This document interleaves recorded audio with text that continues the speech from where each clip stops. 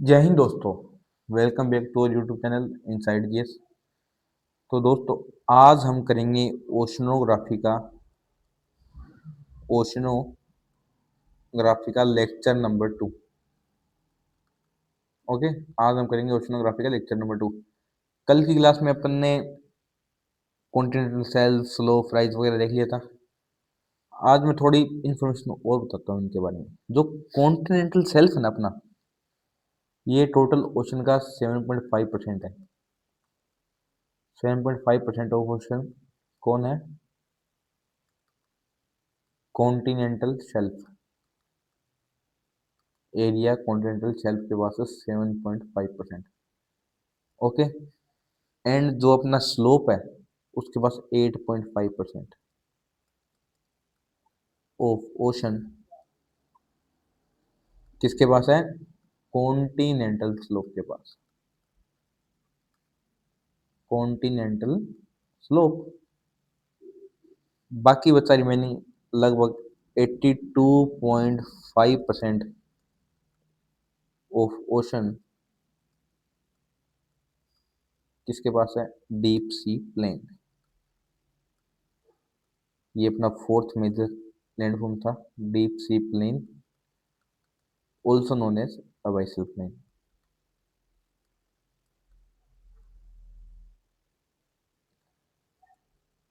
Okay, ये अपना ठीक है। तो आज की क्लास का अपना एजेंडा है, टारगेट आज की क्लास का कि पहले पढ़ेंगे अपन अबाइसल प्लेन, ओके, फिर पढ़ेंगे अपन सैलिनिटी एंड देन टेम्परेचर। ये है, बाकी टाइम था तो अपन और कर लेंगे, वो ये 25 मिनट की क्लास रखेंगे, ठीक है। तो बिना देरी करते हुए पहले करते हैं अबाइसल प्लेन। अबाइसल अबाइसल प्लेन, ये पहली बात क्या होता है? ये फ्लैट होता है पूरा, लगभग समतल एरिया होता है ना जो समुद्र के अंदर, वो है अपना अबाइसल प्लेन। दूसरा, ये टेक्टोनिक ओरिजिन का होता है। Tectonic origin means made of basalt, ठीक है। ये बसाल्ट रॉक से बना होता है, टेक्टोनिक ओरिजिन का होता है, फ्लैट होता है, मतलब प्लेन एरिया होता है। और इसके अंदर क्या होता है कि डिवाइडेड होता है, इसके अंदर कुछ माउंटेन टाइप फीचर्स होते हैं। तो ये जो अपना ओशन बेसिन है ना, ओशन बेसिन्स डिवाइडेड इनटू, आगे लिख देता हूँ, माउंटेनियस फीचर्स। तो इनको बोलते हैं अपन नोन एज रिजिज, इनको रिजिज बोलते हैं, रिज। ओके, तो इनको बोलते हैं रिज। तो अबाइसल प्लेन के ऊपर होता है पेलाजिक डिपॉजिट। पेलाजिक डिपॉजिट से ये कवर होता है। ये मैं बता चुका हूँ क्या होता है। ये एक तो होता है, ये मिलके बनता है ऊज एंड क्ले। ऊज मतलब जो अपने माइक्रो ऑर्गेनिज्म या ऑर्गेनिज्म का स्केलेटल का जो रिमेन्स बचता है ना, उससे बनता है ये, रिमेन्स ऑफ स्केलेटल, उनसे मिलता है ऊज। क्ले, रेड क्ले टाइप हमें जो पैसिफिक ओशन में डोमिनेट करती है, डोमिनेट इन पैसिफिक ओशन। तो जो कि लगभग क्ले अपने को मिलती है किसके कारण? जो अपने वोल्केनो हुए हैं अपने में, वोल्केनिक इरप्शन के कारण। Okay, eruption. तो ये हो गया अपना डीप सी प्लेन। अब एक वर्ड आता है कॉन्टिनेंटल मार्जिन। क्या आता है? Continental margin. अब ये क्या होता है? कुछ नहीं, जो अपना कॉन्टिनेंटल सेल्फ है, कॉन्टिनेंटल शेल्फ है, प्लस में जो अपना कॉन्टिनेंटल स्लोप है, कॉन्टिनेंटल स्लोप प्लस में जो अपना कॉन्टिनेंटल राइज है, कॉन्टिनेंटल राइज, तो इसको बोलते हैं अपन, तीनों को मिला के बोलते हैं अपन कॉन्टिनेंटल मार्जिन। तो यहाँ पे अपना ये कंप्लीट होता है अपना मेजर लैंडफॉर्म्स। माइनर तो मैं बता ही चुका हूँ। अब बिना देरी करते हुए स्टार्ट करें सैलिनिटी। जो सैलिनिटी होता है क्या है कि जो percentage of dissolved material in thousands of gram. Definition अच्छी नहीं लिखी पता मेरे को, मैं सिंपल भाषा में बताता हूँ। जैसे वाटर को अपन लीटर मापते हैं तो उस हिसाब से बता देता हूँ, फिर अपन ग्राम में बता दूंगा मैं। मान लो आपने 1 लीटर वाटर उठाया, ठीक है, उसमें कितना डिजोल्व्ड मटेरियल है, मीन्स उसमें कितनी परसेंट साल्ट है, ओके, तो उसको बोलते हैं सैलिनिटी। तो एसीएम सैलिनिटी क्या होती है, इस पार्ट पर थाउजेंड बोलते हैं। तो सैलिनिटी को अपन ग्राम में करते हैं मेजर, और 1000 ग्राम में अपन मानते हैं। तो जैसे एवरेज सैलिनिटी होती है ओशन की, वो होती है अप्रोक्स 35 पार्ट पर 1000, मतलब 35% उसमें डिजोल्व मटेरियल होगा 1000 में से, ठीक है। तो अपन मान लो 1000 ग्राम उठाएंगे तो उसमें 35 निकलेगा, ठीक है। ये होगी अपनी सैलिनिटी। तो सैलिनिटी ये होगी। अब देखते हैं सैलिनिटी को फैक्टर्स कौन से अफेक्ट करते हैं। तो नेक्स्ट हेडिंग अपनी factors affecting salinity, okay. First अपना rate of evaporation, rate of evaporation. Second अपना amount of fresh water,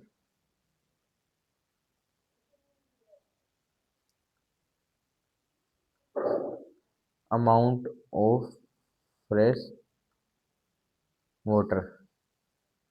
third अपना ओशन करंट।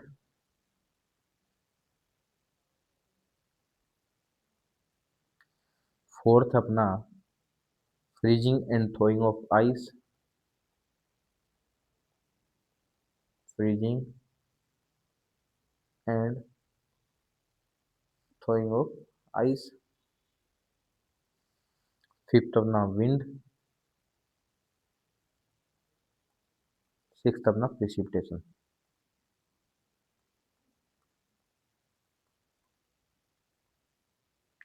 ओके, तो अपन इनको इजी तरीके से समझते हैं। फर्स्ट अपने उठाया रेट ऑफ इवेपोरेशन। क्या रेट ऑफ इवेपोरेशन, इसमें क्या होता है कि मान लो कि ये होता है कि जितना ज़्यादा इवेपोरेशन होगा, जितना ज़्यादा इवेपोरेशन होगा उतनी ही ज़्यादा सैलिनिटी इंक्रीज होगी। कैसे? अब मान लो 1 लीटर वाटर है, 1 लीटर वाटर है ना, अब इसमें मान लो 25 पार्ट पर 1000 अपना सैलिनिटी है, ठीक है। तो अब वेट सेकंड, तो ये अपना 1 लीटर वाटर है, इसमें मान लो 25 पार्ट पर 1000 सैलिनिटी है। अब इसका इवेपोरेशन हो गया। इवेपोरेशन में क्या होता है कि वाटर क्या वेपराइजेशन की फॉर्म में उड़ निकल जाता है वहाँ से, मतलब चला जाता है। तो ये 1 लीटर वाटर था, पीछे बच गया मान लो 800 ml, ठीक है। अब भी इसमें 25 पार्ट पर 1000 है, 25 पार्ट पर 1000 है, मतलब सैलिनिटी क्या इंक्रीज हुई है, वाटर कम हुआ सैलिनिटी इंक्रीज होगी। तो ये होता है। अब नेक्स्ट अपना अमाउंट ऑफ फ्रेश वाटर। अब फ्रेश वाटर सलाइन नहीं होता, ये पता है अपने को, ठीक है। तो जहाँ पे फ्रेश वाटर ऐड होता है वहाँ पे तो सैलिनिटी कम होगी। जैसे अपने एग्जांपल दूँ इसका मैं, जो अपना अरेबियन सी है एंड बे ऑफ बंगाल है, तो बे ऑफ बंगाल में मेजर रिवर सारी अपने इसी में जाती है, मतलब बड़ी मात्रा में रिवर में बे ऑफ बंगाल में जाती है। अरेबियन सी में बहुत कम मात्रा में आती है, स्मॉल अमाउंट में। तो अरेबियन सी में क्या होता है कि फ्रेश वाटर एड ज़्यादा होता है, फ्रेश वाटर एड ज़्यादा होता है, इसमें कम होता है। तो इसलिए बे ऑफ बंगाल में क्या होती है, सैलिनिटी कम होती है कंपेयर टू अरेबियन सी। अब थर्ड अपना ओशन करंट। अब ओशन करंट कैसे इफेक्ट करता है? ओशन करंट ऐसे इफेक्ट करता है जैसे कोल्ड ओशन करंट है अपना, वहाँ पे सैलिनिटी कम होती है, ये मैं ओशन करंट पढ़ाऊंगा तो बताऊंगा, ठीक है। वहाँ पे क्या होती है, सैलिनिटी कम होती है और अपना इधर ज़्यादा होती है। चलो ये बता ही देता हूँ मैं। ये ओशन करंट है अपना, कोल्ड एंड वार्म। मैं सरफेस की बात कर रहा हूँ, ठीक है। तो मान लो ये अपना equator, tropics, temperate and ice cap, मतलब 90 डिग्री।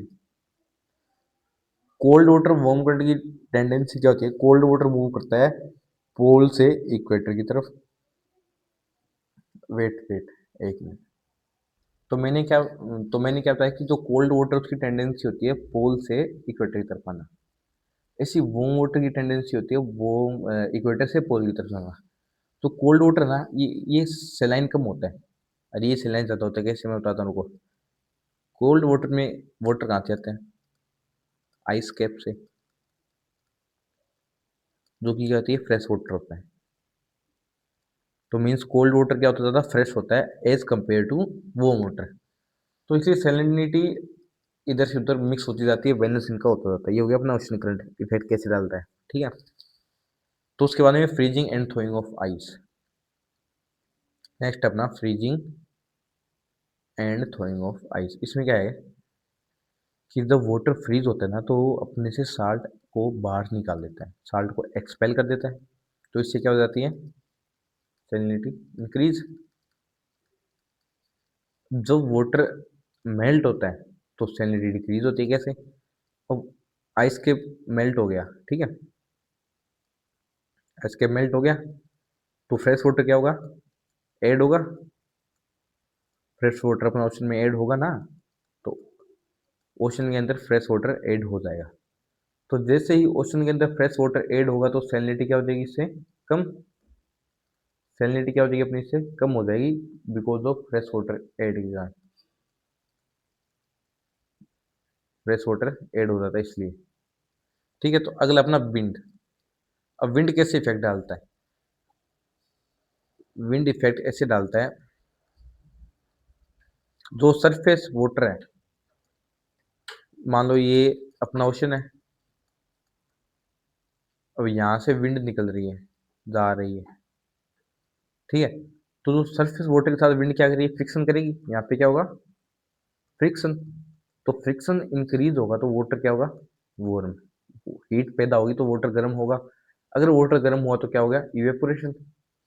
अब इवेपोरेशन होते ही क्या हो जाएगा, पानी की मात्रा कम एंड सैलिनिटी इंक्रीज।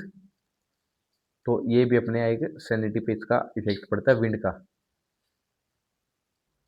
तो नेक्स्ट अपना प्रिसिपिटेशन। अब जब बारिश होगी तो वो क्या करेगी, फ्रेश वाटर को ऐड करेगी। तो बारिश क्या करती है, ऐड करती है फ्रेश वाटर को, ठीक है। तो जैसे ही फ्रेश वाटर ऐड होगा तो वो वाटर की वॉल्यूम इंक्रीज, तो फिर सैलिनिटी रिड्यूस हो जाएगी। तो ये अपने फैक्टर है जो सैलिनिटी को इफेक्ट डालते हैं। अब अगर बात करें अपन कुछ फैक्ट के बारे में सैलिनिटी के रिगार्डिंग, कलर चेंज कर देता हूँ मेरे को। हाँ, तो जो अपना मैंने बताया था एवरेज सैलिनिटी कितनी अपनी, एवरेज सैलिनिटी अपनी 35 पार्ट/1000। ओके। अब देखते हैं बाल्टिक सी की कितनी है, 7 पार्ट/1000। रेड सी, रेड सी की कितनी है, 39 पार्ट/1000। कैस्पियन सी,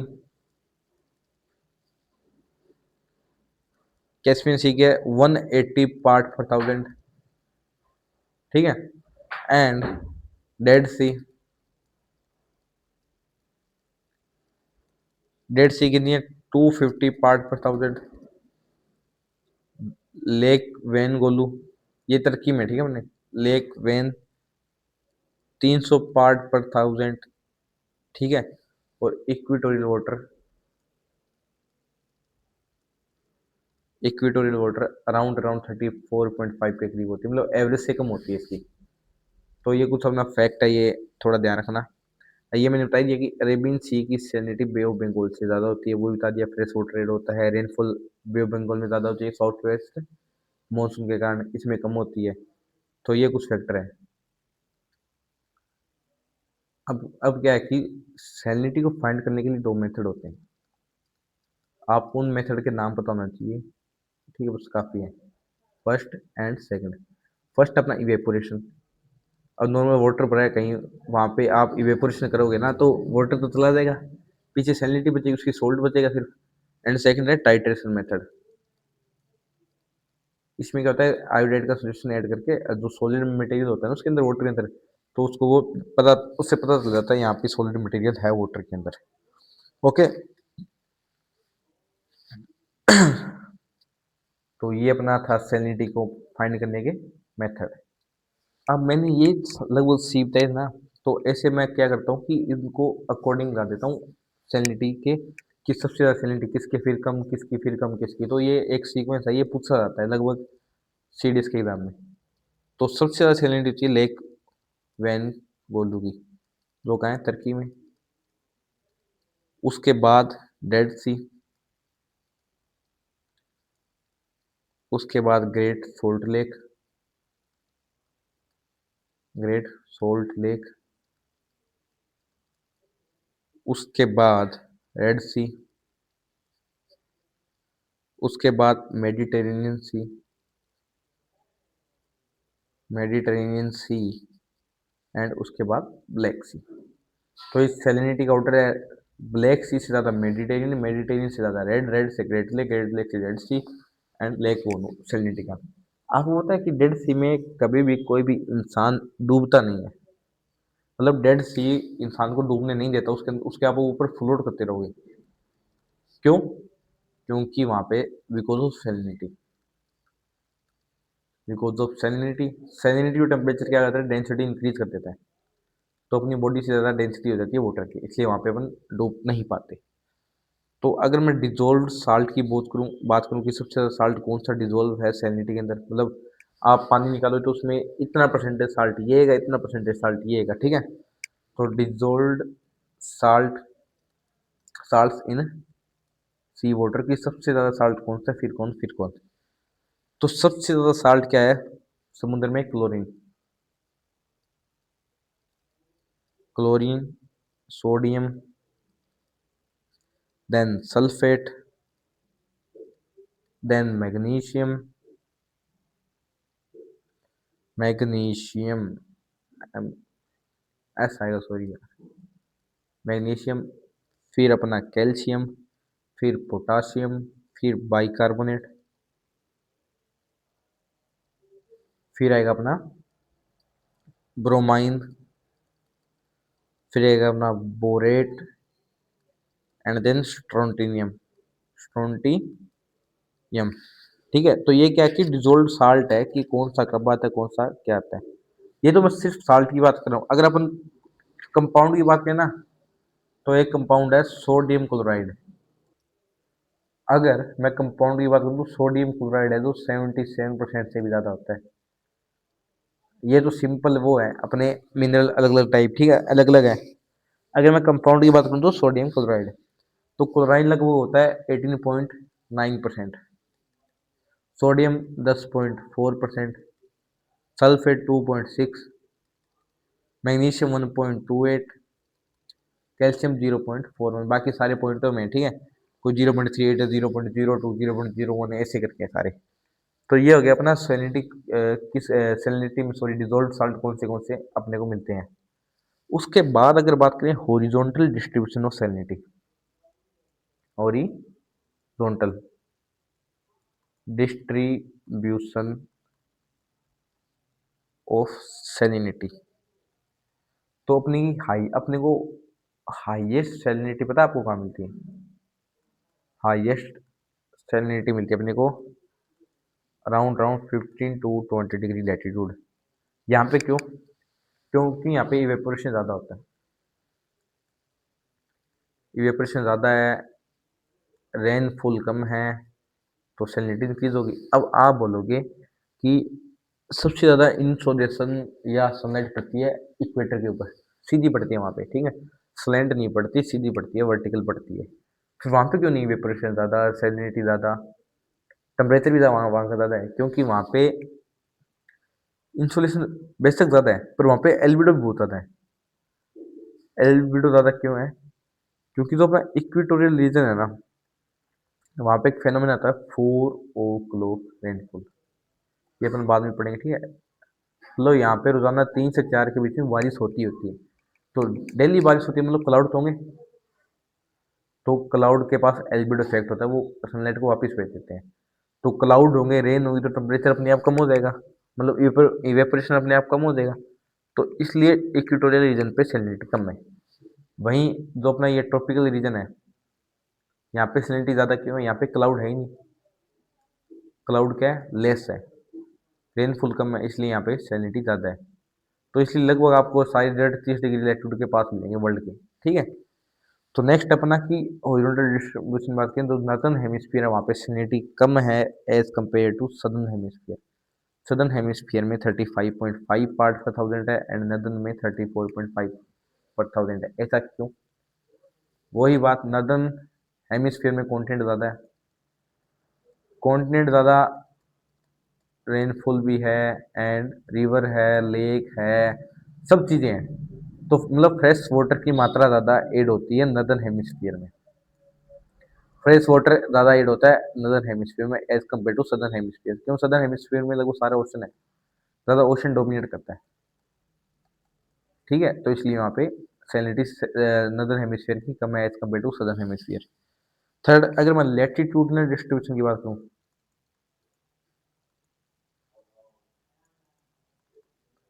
लैटिट्यूडनल डिस्ट्रीब्यूशन, लैटिट्यूडनल डिस्ट्रीब्यूशन अब लगभग 10 डिग्री नॉर्थ से साउथ के बीच 34.5 पार्ट पर थाउजेंड होता है, ठीक है। उसके बाद 15 डिग्री नॉर्थ से 40 डिग्री नॉर्थ 37 पार्ट पर थाउजेंड, 40 से 55 डिग्री नॉर्थ 33 से 34 पार्ट पर थाउजेंड, 55 से 70 डिग्री नॉर्थ 31 to 33 पार्ट पर थाउजेंड, और 10 से 30 डिग्री साउथ में कितना होता है वो 36.5 पार्ट पर thousand, and 30 to 40 degree south में कितनी होती है 35 to 36 पार्ट पर थाउजेंड, 40 डिग्री साउथ से 50 डिग्री साउथ में कितनी होती है लगभग 34 to 35 पर पार्ट पर थाउजेंड, एंड 50 डिग्री से 60 डिग्री साउथ में कितनी होती है 33 से 34। अब आप बोलो कि इक्वेटर के पास क्या होती है सैलिनिटी कम, ट्रॉपिकल एरिया में सैलिनिटी ज़्यादा, एंड टेम्परेट से जब अपन पोलर की तरफ जाए तो फिर सैलिनिटी कम। ऐसा क्यों? यहाँ बारिश, यहाँ फ्रेश वाटर रेड, यहाँ पे बारिश नहीं होती, इवेपोरेशन ज़्यादा है, इसलिए। दूसरी बात, इक्वेटर पे सरफेस पर सैलिनिटी ज़्यादा नहीं है, जैसे जैसे आप नीचे जाओगे डेप्थ के पास तो सैलिनिटी ज़्यादा होगी, ऐसे पोलर एरिया में। क्यों? फ्रेश वाटर तो ऊपर ऊपर है, क्योंकि डेंसिटी कम है तो वो ऊपर ऊपर फ्लोट करेगा, ऐसी अपना इक्वेटोरियल रीजन में। तो दोस्तों यहाँ होती है अपनी सैलिनिटी कंप्लीट। अब एक टर्म होती है हेलोक्लाइन। अब ये क्या होता है, मान लो ये अपना ओशन है, ठीक है, तो ऊपर क्या अपना फ्रेश वाटर, तो इसलिए सैलिनिटी कम होती है। एक पॉइंट के बाद है ना सैलिनिटी कैसे, मान लो पहले ऐसे से आ रही है धीरे धीरे, फिर एक पॉइंट के बाद सैलिनिटी सीधी स्टीप इंक्रीज, तो ये पॉइंट क्या अपना हेलोक्लाइन, ठीक है। तो आज की क्लास में अपने सैलिनिटी कर दिया कंप्लीट, और अपन ने एक major land form deep sea plain किया। सैलिनिटी बहुत इंपॉर्टेंट टॉपिक था, इसलिए मैंने आपको धीरे धीरे समझाया, ठीक है। पहले अपन ने जाना सैलिनिटी मतलब क्या होता है, फिर उसके फैक्टर अफेक्टिंग के बारे में बात करी, फिर उसके हॉरिजॉन्टल डिस्ट्रीब्यूशन के बारे में बात करी, फिर अपने एक टर्म हेलोक्लाइन देखा, ठीक है।